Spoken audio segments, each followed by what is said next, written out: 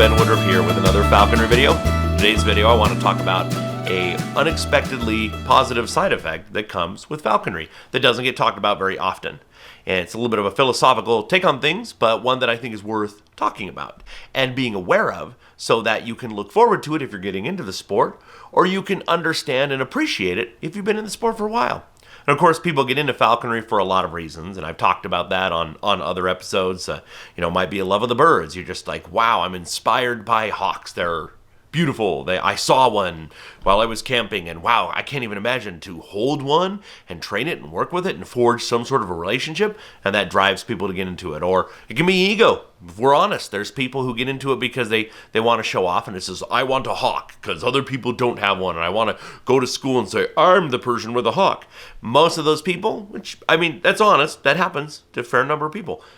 Most of those people, after a year or two, get out of it because it's too much work to just do something that's ego-driven, or they usually grow up some and they learn and progress and realize, hey, I really love these birds and I want to do this for the love of the sport, not for showing off. There's people who do it for hunting, who they've just been passionate hunters, gun hunters their whole life, and they want a challenge, a new way to hunt upland game. There's people who think it's a great way to educate, all kinds of reasons, and that's fine. But almost all of these people, regardless of how you get into it, over time have a very unique experience and new perspective that I want to share with you. But first, let's back up a little and talk about just how we live in most parts of the world, in today's world. You see, we have it pretty good. We're very disconnected from the food chain, if you think about it. Our ancestors, they all had to hunt. They lived alongside giants, if you go back far enough, woolly mammoths and things like that, but even in the very recent past, living alongside buffalo and elk and deer and antelope, all these things, this was a real way of life. We shared our daily lives with these creatures. We hunted them to survive. That was our food. And if you wanted to eat plants, you had to know where they grew, and you had to find them. You had to harvest them yourself. Well, that's all changed. It's entirely different. Now we raise animals in mass, cattle and chicken and pigs. We just raise them in mass. We don't have to hunt for them. We don't even kill them ourselves. We just go to the grocery store and buy them. This is no different with plants. Now it's all agricultural, right? There's farms that grow monoculture crops in mass, and you just go to the store and buy what you want. We're disconnected from it. Not only that, the predators all over the world, as we build up our cities, we do everything we can to eliminate or suppress animals that were a threat to us. Large predatory animals that either did kill us, or we believed they kill us, or they hunted the animals we started to domesticate. We've done everything we can to eliminate that. So it's a very different world than just a few generations back. And because of this, we have a different perspective. Our cities keep getting larger and larger and larger. Finding places to hunt if you're an outdoors person is becoming increasingly difficult. And this changes the mindset. Multiple generations now since the 1800s, which is not that long ago. It's only a few generations back. My great-grandma, she grew up in the 1800s in the horse and buggy era, and I knew her well. She passed away when I was like 12. She lived to be around 100. So it's only a few generations back, and our cities have gotten so large, and we illuminate them day and night. So if it's daytime, there's sunlight. If there's nighttime, there are so many street lights, city lights, TV screens, building lights everywhere that we're in a perpetual daylight all day long, where we don't ever even get the chance to truly look up and gaze at the stars. And I know this sounds really overly philosophical, but I hope you'll still listen. Because multiple generations now, from late 1700s, early 1800s, have grown up this way, it has become the new norm. That being fully disconnected, doing everything we can to separate ourselves from the food chain and become the lords of it, and to then mass produce it in a way that we don't even think about where our food comes from. We don't even think about water comes from. It comes from the tap. Or did it come from the mountains down a river and eventually get diverted until it's in our tap? We don't think about that. And that's just how we grow up. Now, me, myself, I grew up in suburbia, normal, blasé neighborhood in Utah. And if I go back just a few generations, my ancestors are Sami. If you haven't heard of them, the Laplanders near the North Pole in Scandinavia, the reindeer herders who follow the reindeer herds nomadically, live in teepees. They call them levus, but it's a Scandinavian teepee, and follow the herds. And it's very harsh life. Eating, ptarmigan and fish and reindeer is just about it. And in the summer, there's a few plants you can harvest. My ancestors, just a few generations back, had such a great reverence for being part of the land. They knew that food was hard to come by. It wasn't something from the grocery store. And if you don't have enough calories, you freeze to death. And I try to remember the sacrifice and spirit of my ancestors. That's why I have a reindeer hanging in my front door. Red ribbons. It's part of my heritage, tying red ribbons in the antlers of the reindeer to remember that they are kin. They are family, literally. And even though we hunt reindeer, that is a way to remember, hey, but they are still family, and that a life taken is something that is sacred. So but I grew up in suburbia. I grew up in neighborhoods, cars, cell phones, and we're all connected now. The whole world is becoming increasingly digital. So what does all this have to do with falconry? What am I even getting at? Well, whatever reason that you get into falconry originally, doesn't matter. There's usually some steps. A lot of times, let's say you're in America, and let's say maybe you trap your first bird. So you go out there and you put out a trap. You're like, oh, this is exciting. I've read about this. I'm going out with my sponsor, and bird comes down and gets caught on the trap. And wow, you have this bird now. And you think, wow, and you hold it. And there in your hands, you have your first step of this thing I'm telling you about. This first step, you're like, wait a minute. This bird was wild. It was, what was it doing yesterday? Wasn't in my hands. What was it doing a week ago? I don't know. Where did it hatch? Beats me. Did it come from a clutch of 7 eggs or 1 egg? Was it the only survivor? Did its other siblings survive? You never know. But you start to wonder these. You realize, okay, this bird came from a legitimately wild situation, and now it's in my hands. So that's the first step. Then you start training your bird to eat. And it hesitates. And, well, that's going to happen because it's a wild bird. But maybe you start to think, you're like, this is my first time in my entire life where food and exchange of food has been a hesitation. Think about it. You yourself, if your family's like, here, have a hamburger. Thanks. You buy dinner for a date. Here you go. You have a parrot. Look, here's a walnut.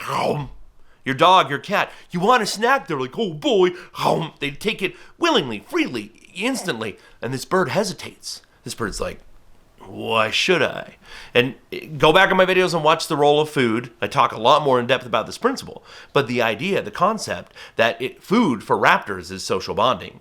Taking food is as much a thing to hesitate as giving food. And so they hesitate, and eventually they do. And you're like, oh, this animal does not trust me, and I am building trust. And food is a rare commodity and something that is not exchanged freely in the wild. So that's kind of your second step in. You're like, oh, trust is important. I shouldn't just take it for granted like with a dog. Good dog, They just love you because we've selectively bred dogs to love us, Doesn't matter almost what you do, and a dog still loves you. We've bred them that way. Well, this is a wild bird. Then when they are eating, and you build that trust, and you're like, this is really neat. And you've hopefully learned that's special. That's not to be taken for granted, because that's not the rule of nature. Food is not freely exchanged in nature. Trust is not freely given in nature, in this cycle. And then the next step, you're going to go free fly your bird. You go out, and of course there's other steps, training to fly to the fist, fly to the lure on a leash, and then, you're whatever. Now you're flying it free. But when you fly that bird free, and all of a sudden you're like, I'm experiencing something I haven't experienced before, of excitement and terror. What are the terrors? Well, this bird could just take off on me. This bird could have a larger bird chase it off. It could have a larger bird come and kill it. It could go see a mouse somewhere, pounce on it, and then fly off with it, and I never see it again. It could get shot. Somebody could shoot it. It could land on a wrong pole if you're not planning right. It can get electrocuted. There's all these forces conspiring against it that could happen. And you start to realize that. Are they going to happen to you? No. Some bigger bird isn't going to kill you. Some bigger bird isn't going to chase you off. But Almost like a parent and a child, this bird you're letting fly, you're feeling some of that. You're feeling like, oh, I've worked hard to build this relationship of trust and understanding with this other wild life form, and now it's going out and about, and all these things could happen. You're feeling that, maybe for the first time. It's very special. Then that bird comes back. It's like, wow, this is neat. This is unique. You understand something new. And then comes hunting. When you finally go out and you're hunting your bird. Now, along the way, if you're feeding quality food, like, I don't know, whatever you may be feeding, it's not just meat. You're seeing bones, you're seeing guts, you're seeing feathers, you're seeing fur, all this gross stuff as you learn to properly butcher an animal. So you've seen some grossness that maybe you haven't seen before. Maybe you have. Maybe you're a gun hunter, or maybe you butcher large pieces of meat from the butcher, so you're used to seeing some of this. But most falconers, especially if you're young, getting into it for the first time, probably haven't seen guts and bones cut up. You're seeing that along the way. But when you actually hunt and you see, let's say your falcon is and it's hunting a pheasant, and you've tried 4, 5, 6, 7 times unsuccessfully. Your bird has not connected to the prey. And then finally, it does. And up until now, maybe you were like, oh man, those pheasants kept getting away. But now your bird catches a pheasant and it's on it and it's eating. You rush over to try to help dispatch the prey. And you see, your falcon couldn't care less about the life of the prey. It needs food. That's it. It's heartless, it's cold, and and you rush in and you help dispatch the prey. And as the life leaves that prey, then you see that there is, even as you might feel some sorrow for the prey, but you see there is beauty in the dance between predator and prey. You see that there is beauty in the fact that the prey got away the previous 7 times. That is part of the dance as well. And you see, oh, this is not just hunting. This is nature as it is even without humans. This is the proper dance between predator and prey. Death and life, life and death. It's been said, without death, there is no life. And this is very true. And not only do you see it, you feel it. Now, if you're a gun hunter, you may learn the prey. You're hunting deer, you're hunting rabbits, you're hunting pheasants, whatever. You may learn these things, and you go out hunting. And it is a wilderness experience. It's special, and you may appreciate the prey. But you are some person of the city realm, the suburb realm, even if you live rural. You're a person who has electricity and grocery stores, who has chosen to go into the wilderness and try to have this wilderness experience. So the prey is natural, but you are coming in there as a visitor. Same thing when we go hiking, when we go camping, we are visitors trying to have this wilderness experience. Now, anciently, our ancestors lived it. They did not have grocery stores. Their houses were made out of, their huts and houses were made out of what was around them. They made their weapons to hunt on the stone and the wood and the tendons of the animals that were around them. And they understood this. They were part of this dance. We are all but completely yanked out. We've spent the past 5 or 6 generations doing everything we can to separate ourselves from this. When we practice falconry, we are not in it, but our heart, our mind, our attention, our efforts are with our bird, and our bird is still in it. They're still in this cycle, and so we get to feel it in a very intimate and special way. We get to feel being part of that dance of predator and prey. And we don't think about it that way normally, but it happens. And because of that, you see all the other side effects. Like I said, you sense the fear they feel when there's an eagle up above. And you're like, oh, so there is. Well, I'm holding you. This eagle's not going to dive down and get you. But they feel it, and you're like, oh, there's death waiting all around. You're just walking along, and all of a sudden your bird, slicks down and bobs its head, and you're like, what? You get out your binoculars, 1/4 mile away, there's a fox or a coyote or a badger. And you're like, there's nature sneaking around everywhere. And the bird is still part of that. The bird still feels it, and you can feel it with your bird. I don't know of anybody who gets into falconry for that specific reason, to reconnect to part of this whole loop. But it happens. And for me, it's almost like an electric circuit. I don't know my electrical terms perfectly, but if you have a connected circuit where electricity is going through, and if we were part of that and we pull out of it and we're floating around, the circuit's still going. The electricity's still going. And if you take an electrical device and plug it back in, it makes room and it goes through that electrical device. Falconry is kind of like that. It lets us plug back in to this circuit of life and death, of trust, and of food having true value, and of appreciation that death, you can't avoid it. If you're a vegetarian, death is still happening. No matter what, life and death is the rule of this planet. But there's beauty to it, and there's honesty to it, and there's purpose to it. When your falcon catches a pheasant and is eating it, that falcon exerted those calories, put forth that speed and that effort to catch that bird for food to sustain its life. And you get to play a part of that and feel it. And I believe that many falconers, I'd say the majority of falconers who have been in for a while, do have a very special respect for life and for this whole big circle that I don't see elsewhere. You see it close, I see gun and archery hunters, and I hunt with guns and bows myself as well. But my fellow gun and archery hunters, wildlife educators, wildlife rehabilitators, those who work at zoos and aviaries, people who are bird banders, bird watchers, wildlife photographers, all these people have tremendous skill, years of knowledge, expertise, and understanding of natural cycles, even to the point of hunting a deer with a gun.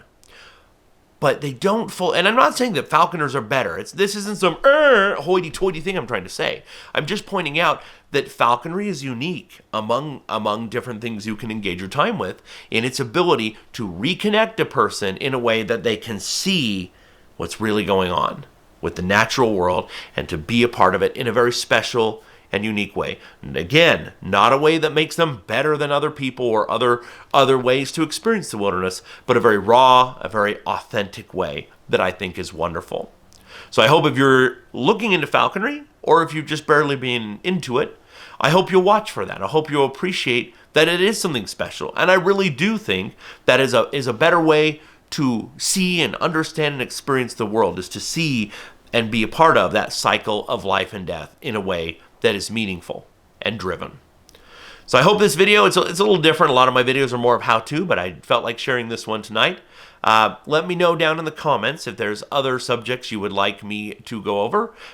We just launched our podcast. John Griggs and I have been doing the Falconry podcast. We'll have a new episode of that every Monday, so be watching for the upcoming episodes. And if you haven't already, please hit subscribe. It really does help me build this channel up. And as always, happy hawking.